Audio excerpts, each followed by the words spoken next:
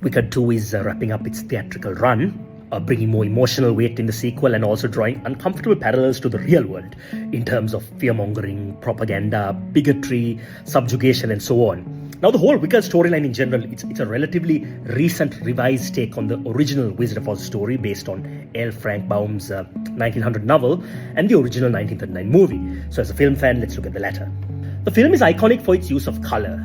The ruby slippers, Emerald City, the yellow brick road, and the switch to color was actually done manually, okay? When child actress Judy Garland, portraying Dorothy, walks up to the door, they're actually filming in color, but the room has been painted in sepia tones. And then a stand-in is there wearing a black and white dress, and as it opens onto the colored set, they quickly switch to the real actress. Jello powder was applied onto white horses to make them multicolored, and then quickly wiped off between takes so that the horses wouldn't lick them off.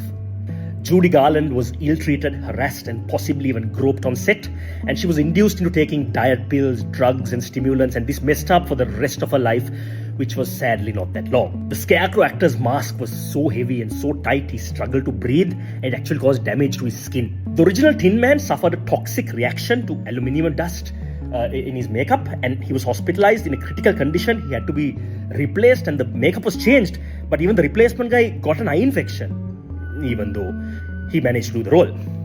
The cowardly lion costume was made of real lion skin and fur, and it was so heavy and uncomfortable for the actor, who could sweat, and also because of the heavy makeup he could only consume soup and milkshakes, and then he got sick, and after a few months he protested to be able to eat normal food and then to have his makeup touched up afterwards.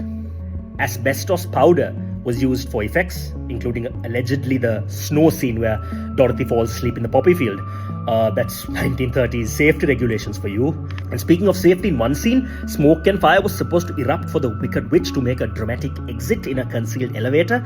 Now, her green makeup, that's already pretty toxic, okay, had caught fire and she got badly burnt and was out of commission for 3 months. Technicolor was used on the set, and this was a relatively recent technology with huge bright lights, and the set was very warm and people actually fainted. This was worse for people with heavy makeup and heavy costumes. Ruby slippers worn by Judy Garland are now amongst the most valued film memorabilia items in history, and some years back an elderly thief, he stole a pair as a sort of final heist, though it was recovered later, and because he was terminally ill, he got off in the end.